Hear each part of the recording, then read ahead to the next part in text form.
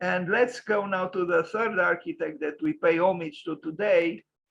We descend a little bit on the spiral of time, and we go to one of the visionary architects of France, and that is Claude Nicolas Ledoux.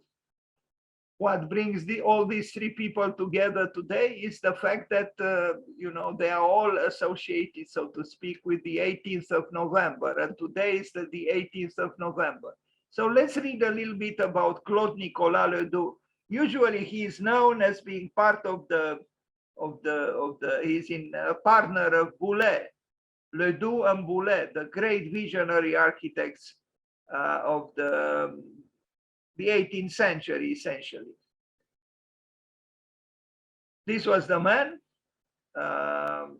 What can we say? I can only envy him, not because of his wig, but because of the general attire, showing prestige and, certain taste for romantic attire, which we kind of don't have these days. Claude Nicolas Ledoux, a big forehead, showing, I would say, probably appreciable mental capabilities. Hello, Mr. Ledoux. So let's read about him. He died on the 18th of November. I guess of the three, only Gio Ponti was born on November 18th. Hans Meyer died on November 18th, and Claude Nicolas Ledoux also died on November 18th, but in 1806. Was one of the earliest exponents of French neoclassical architecture. He used his knowledge of architectural theory to design not only domestic architecture, but also town planning. As a consequence of his visionary plan for the ideal city of Chaux, and we are going to see pictures, he became known as an utopian. His greatest works were funded by the French monarchy and came to be perceived as symbols of the ancien regime rather than utopia. So right in this text, which I took from Wikipedia, there is also some contradiction. On one hand, the ideal city of Chaux was considered utopian, but a few lines further down, we read that his architecture was considered rather symbols or symbolic of the ancien regime, the old regime, rather than utopia. The French Revolution hampered his career. Much of his work was destroyed in the 19th century. In 1804, he published a collection of his designs under the title L'architecture considérée sous le rapport de l'art, des mœurs et de la législation. Architecture considered in relation to art, morals, and legislation. In this book, he took, this is not a common triad, art, morals, and legislation. Not very often you would see art and legislation brought together. In this book, he took the opportunity of revising his earlier designs, making them more rigorously neoclassical and up-to-date. This revision has distorted an accurate assessment of his role in the evolution of neoclassical architecture. His most ambitious work was the uncompleted Royal Saltworks at Arc-et-Chanon, an idealistic and visionary town showing many examples of architecture parlante, meaning a narrative architecture.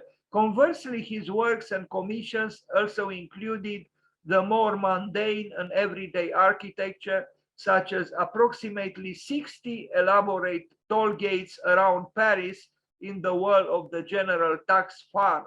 I don't know what the General Tax Farm is, but anyway, we are going to see some pictures. But now I remembered a short poem that Louis Kahn wrote when he was asked to write a foreword to a book or an exhibition or both of Ledoux and Boulez. And allow me to recite it to you. I don't usually memorize poems, but this is short and this one I did memorize.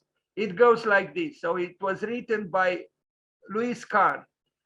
Spirit in will to express can make the great sun seem small. The sun is, thus the universe. Did we need Bach? Bach is, thus music is. Did we need Ledoux? Did we need Boulez? Ledoux is, Boulez is, thus architecture is.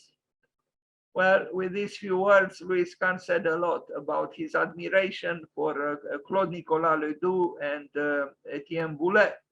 So let's look at drawings. He drew a lot. And you probably know some of these eccentric imaginings.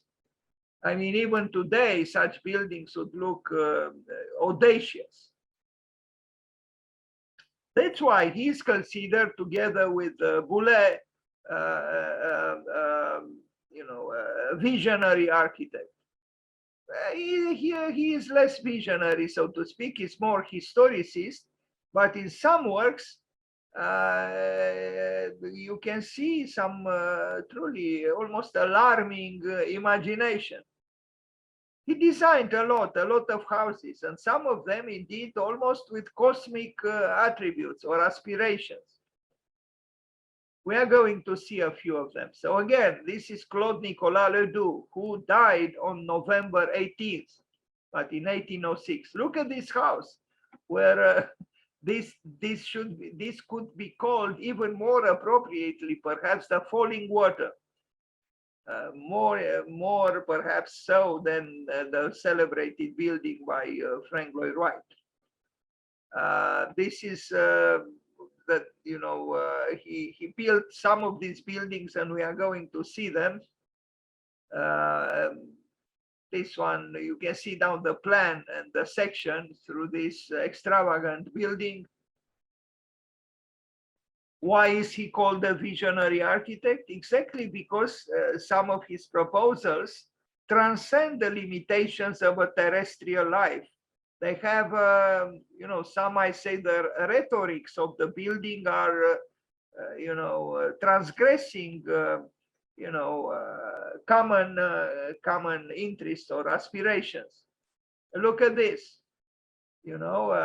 Centrality, formalism, but also, living in a, or not living, but conceiving of a sphere which connects him with Boulez.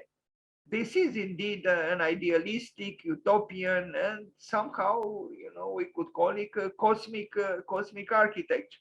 Not all his buildings are like this, but look at this one.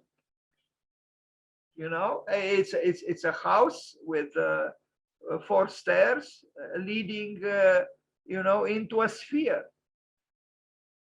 Even today, not too many people would, by choice, live within a sphere. This one we saw, but now we see the plans. He was dreaming, of course, but I think we need the dreams of the architects. We need their imagination to manifest itself. And in this sense, Claude Nicolas Ledoux is an example.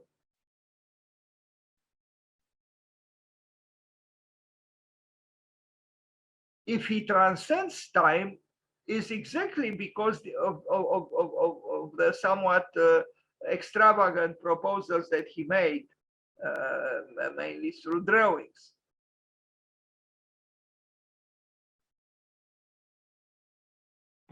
Look at this little building here and look at what he proposed. It's an emphatic architecture, but it's an emphatic architecture which underlines, in a way, the increased emphasis on of water, the rhetorics of water, the power of water, which enters the building and exits the building, as we see it here.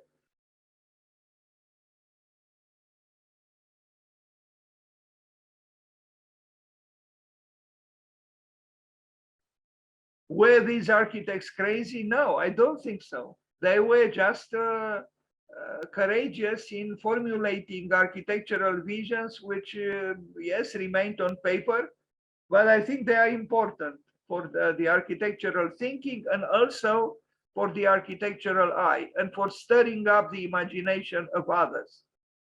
And you'll see one of his proposals was actually built rather recently.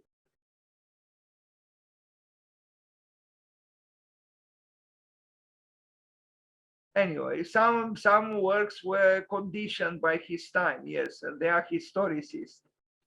We will arrive at this project.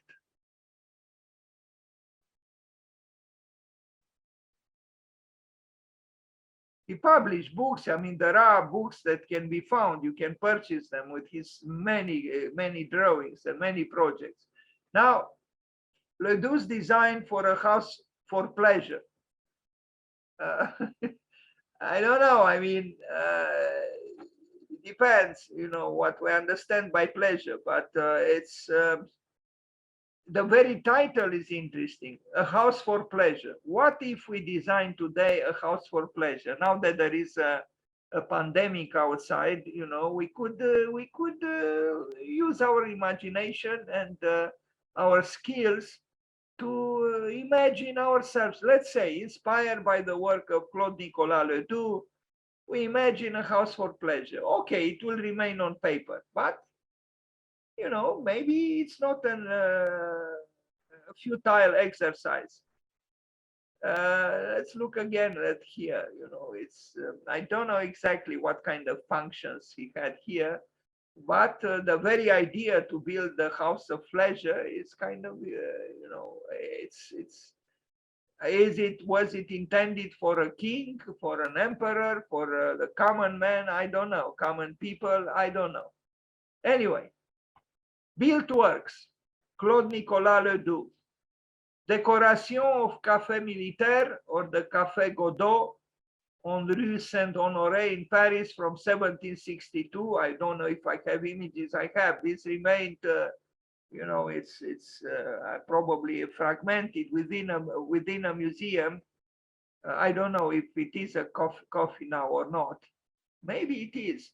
Well, we only see some fragments, you know, of an ornamental nature, showing, of course, what it meant to build in the 18th century in France, before the revolution.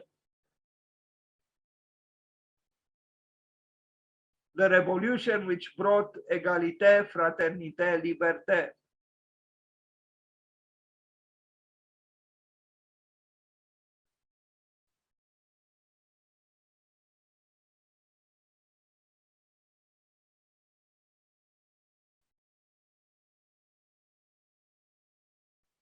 We don't employ any longer ornaments, but I think in the ornamental art, the architect has a lot to offer.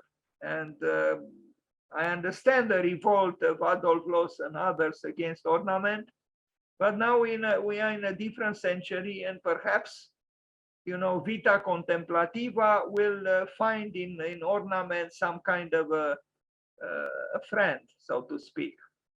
Anyway, Chateau de Maupertuis, Seine-et-Marne, it was destroyed. I don't know if I have. This is a rendering, but not done by Ledoux. Central building, a central building for a centralized society. Hôtel du Président, Hoccar, also in Paris, also just a rendering. It doesn't exist any longer, I think. Now another hotel, also in Paris. It is the only private construction of Ledoux which remains in the capital, meaning in Paris. And here it is, an urban building, you know, maybe unexceptional, but anyway, it's one of his buildings that survived the onslaught of time and man also. In Paris, there are many hotels like this. This is by Claude Nicolas Ledoux.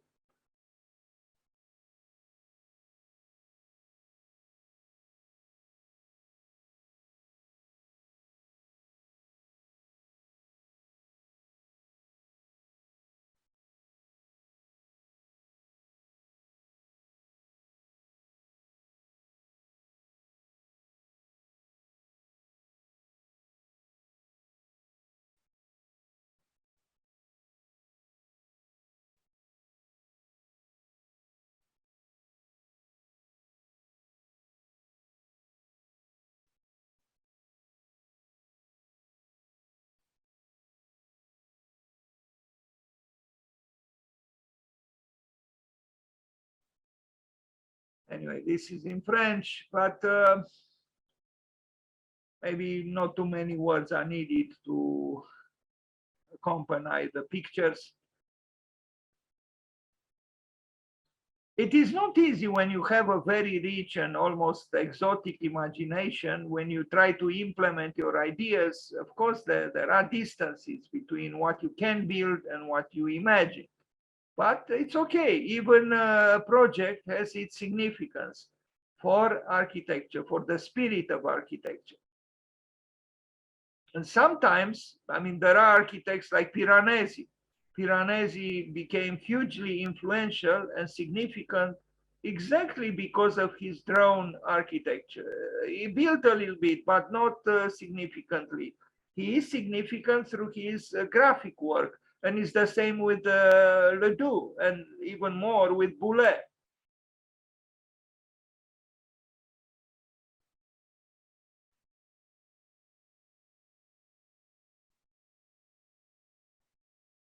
Now another hotel. It was destroyed in 1870. There are just this room somewhere, you know. It's an architecture or a decoration, you know, for the end of the 19th century, 18th century. Sorry, Chateau de Benouville, near Caen, property of this 1768, 1769. Now this is you know, a building. Well, I don't think this kind of architecture defines Ledoux as a major force in architecture, especially in the field of what is called visionary architecture. We are going to arrive at some buildings that take care of this aspect of his work and his legacy. Well, he built a lot, but unfortunately many buildings were destroyed. But still some buildings remain, and we are going to see them. This is one of them, maybe not the most you know, interesting. Another hotel reconstructed, but no pictures. Hotel of Mademoiselle Guimard, destroyed, but we have the rendering of the facade. Centrality, of course. When was it made? It doesn't say the year anyway.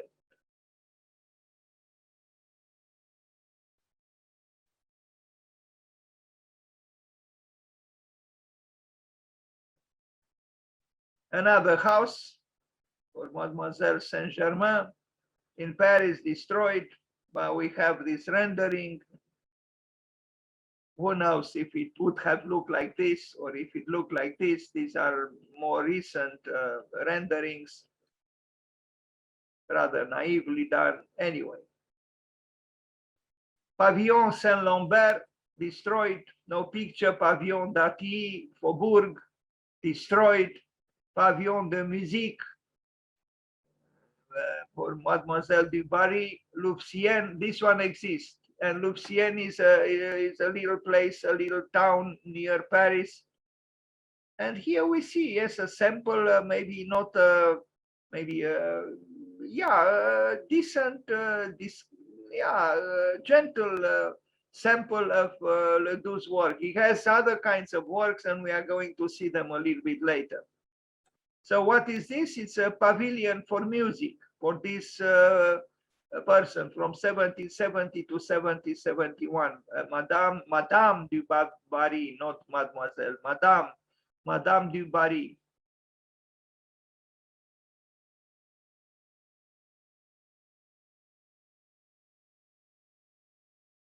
Louvciennes.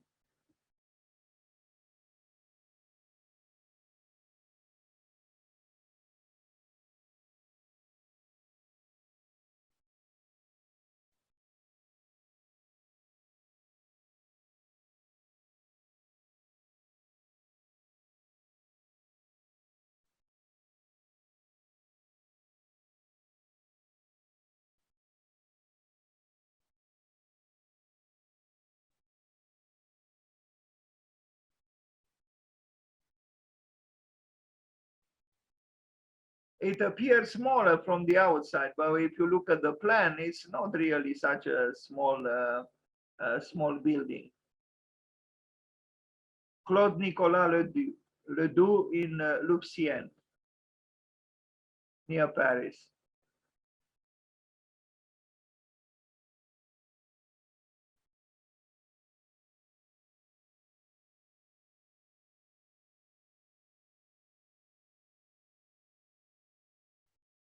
Okay, another hotel destroyed.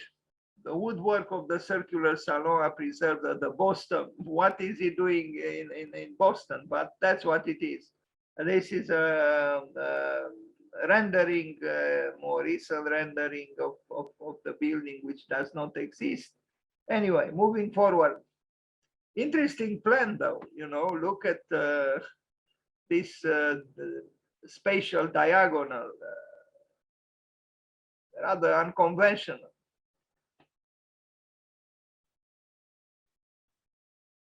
Almost Baroque, although he's considered a neoclassical architect. And indeed, towards the outside, the building, if you didn't have the eccentricity of that diagonal space, it would be a neoclassical building. But the plan shows some tension because of that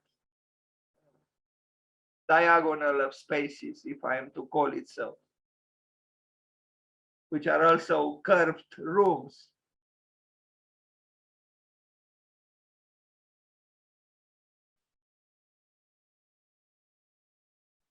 Okay, now this is a major work by him, the Royal Saltworks at Arc-et-Senans from 1774 to 1779, and it is classified as historical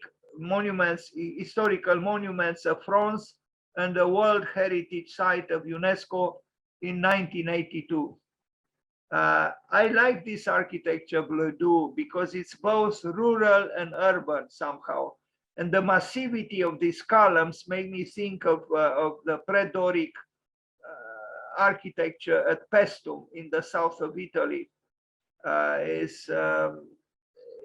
Yes, it deserves to be preserved properly by the UNESCO heritage status that it has. This is an utopian architecture, but somehow also connects with with monarchic undertones.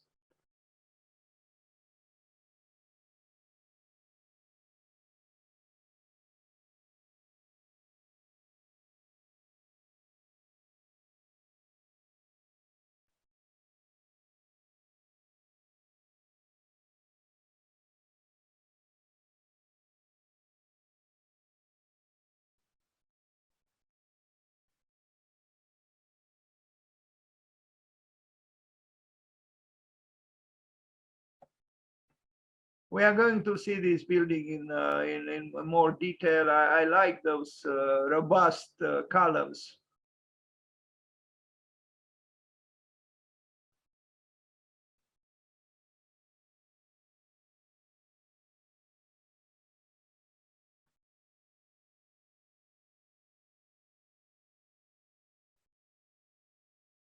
So the windows are rather domestic because of this fragmentation in small squares, but the columns are indeed robust and public, if I am to call them so. These are the columns of of power, of force, of authority almost, but with something rustic or almost rural about them. A certain urban primitiveness. No, maybe less urban. I don't know very well how to express. I think these columns are they are original and they are convincing exactly because he's not copying some columns from the past. He's creating something, and I like the fact that the fragmentation in this way they become less literal and less oppressive. They're interesting. It's an interesting work, and it's an interesting work, I think, because it has this mixture between urban and rural. It's almost archetypal. here again, you know, there is culture, there is history, there is continuity, historical continuity, and even tradition, but there is also innovation and non-conformism, and the tactility, the tectonics of the building give it or give them a force. I like this architecture. I don't like the presence of this word alami all over the picture, but what can we do? They have nice pictures, but they destroy their own work with this alarming need for, authorship, so to speak. It's a great work by Ledoux. Ricardo Bofill and the Thaler de Architectura tried to mimic some of his aspirations in the new works, well, approximately new. We are still talking about a contemporary of ours, Ricardo Bofill, but I think Ledoux still retains an authenticity which Bofill in his later works doesn't have, in my opinion. Anyway.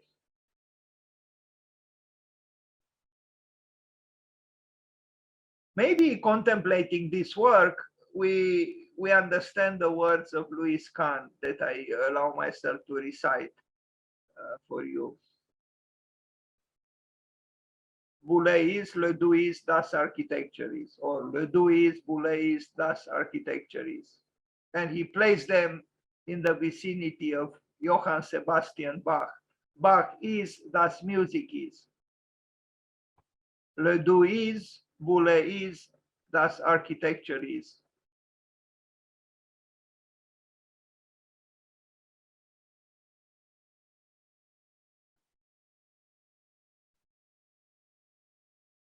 And look at this, another interesting part of this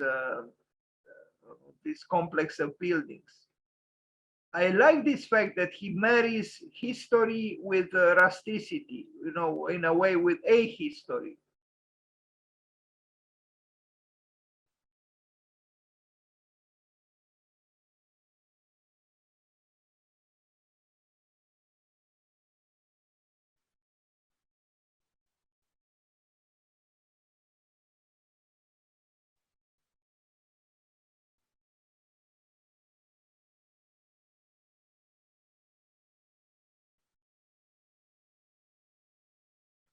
If he was a banal historicist, he would not have done what we look at now, nor here. But he was not a banal historicist.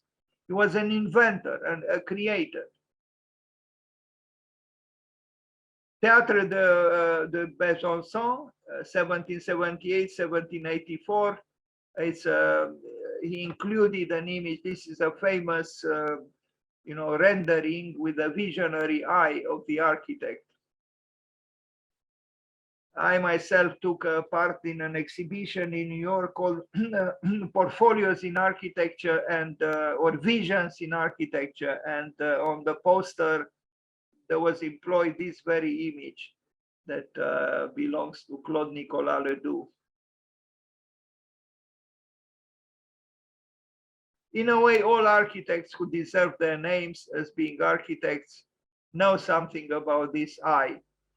The voracious eye of the architect, voracious for architecture, for the pleasure of doing architecture, for the pleasure of inventing architecture, creating architecture, and hopefully building architecture. Although to talk about building architecture today, let's hope we can build without provoking nature in a more alarming ways.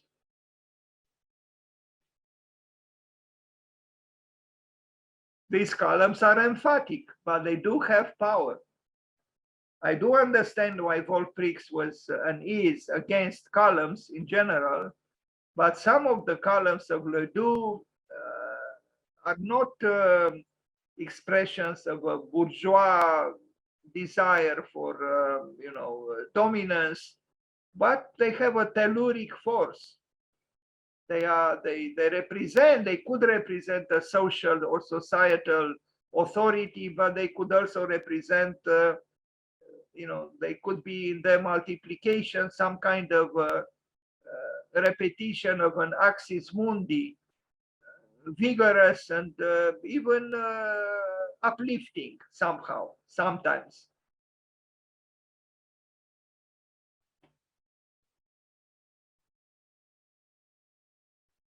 A theater in Besançon. Claude Nicolas Ledoux.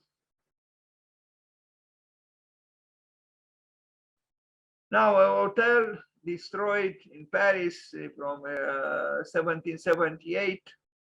These renderings are rather pathetic, but they don't belong to him. I just included them in order to show even this rudimentary level, some of his buildings, which do not exist any longer. Another hotel for Madame d'Espinchal, destroyed. We look at the plan.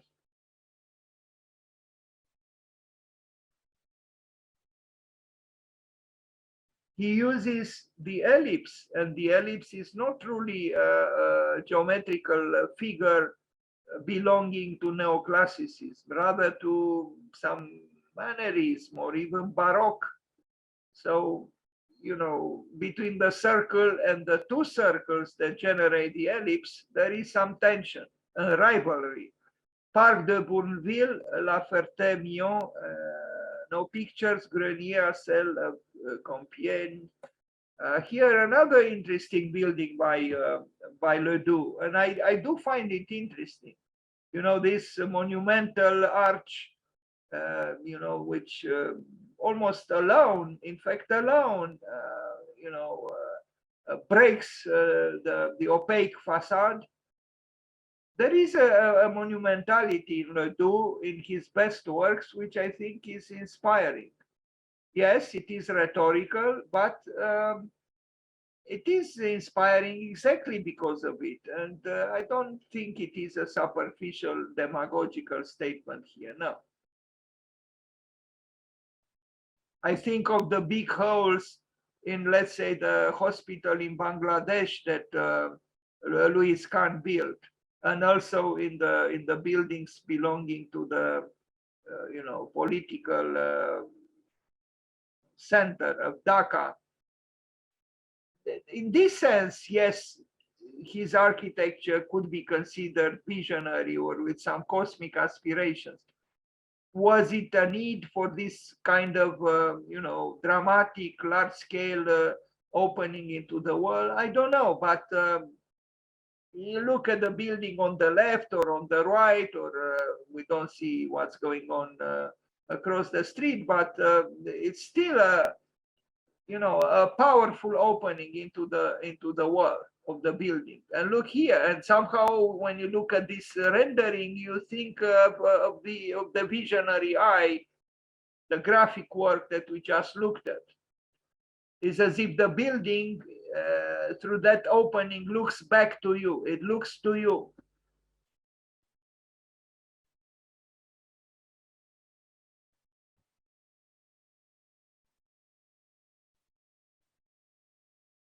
Claude Nicolas Ledoux. He died on the 18th of November, and that's why we talk of him today. Now, Siège de la Ferme Générale in Paris. Let's see if we have pictures. Now, well, only illustrations. A large institutional building, 4 square courtyards.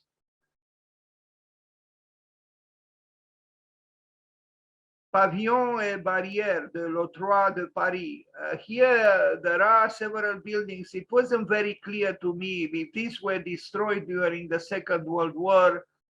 There are some buildings by him, but to me it was not very clear. Maybe I need to further study his work. Let's look at what we have. This is a large building by Claude Nicolas Ledoux, and it is indeed Claude Nicolas Ledoux.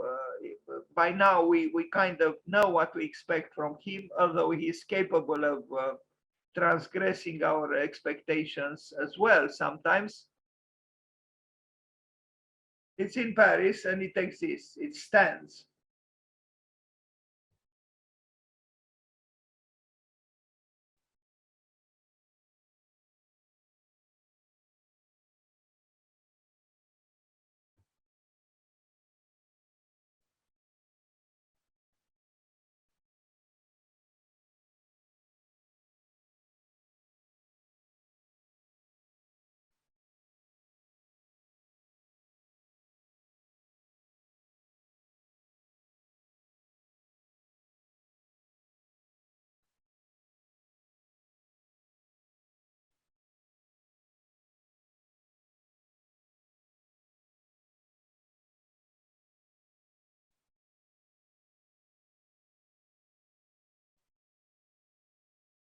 So late 18th century, early 19th century.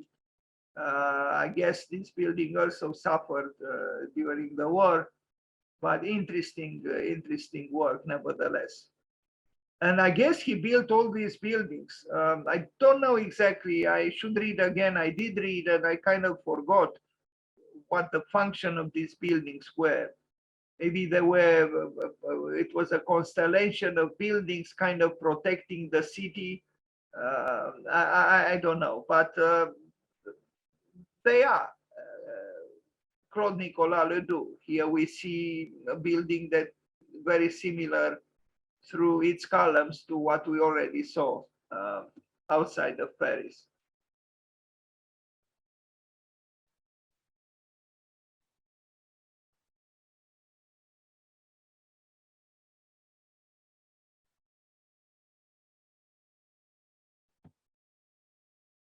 Another interesting one.